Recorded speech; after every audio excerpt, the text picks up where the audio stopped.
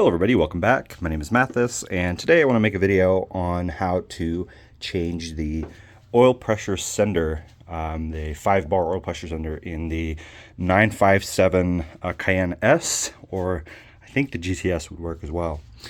I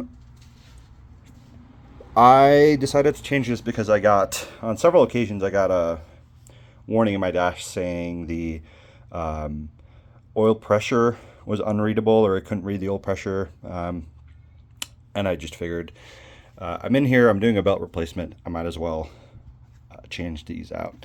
So what you're going to need to do first and foremost is get your fan out, radiator fan, and then get the belt off. When you have the belt off, you're going to want to remove the oil dipstick, so it's like a little black thing here. I covered that in the same video as well. I'll leave a link in the description. When you've done that, and actually if you're removing your pulleys, it's probably best to do this before you put this pulley in. I made the mistake of not doing that. But you're going to see kind of this housing. Actually, it's a two-piece part, and it sits like this, or it might actually be sitting upwards, all the way in here. And so you're going to need to take that out with these two bolts. They are two eTorx 10 bolts.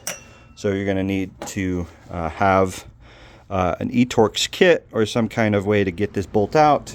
They're not very tight, but they are kind of in there. That's why you need to take out the old oil dipstick housing. And then all you're going to do is unscrew those, unclip this, which is kind of tough, but with some prying, I'm sure you can make it work. And then take that out, and then put the new one back on. It's not that hard, at least I hope it will be. It kind of slots in there pretty neatly. Screw it back on. Actually, probably want to clip it in before you screw it in. And then you should be good to go. In with the new, out with the old. And that's where the oil pressure sender is, right there. Thanks for watching.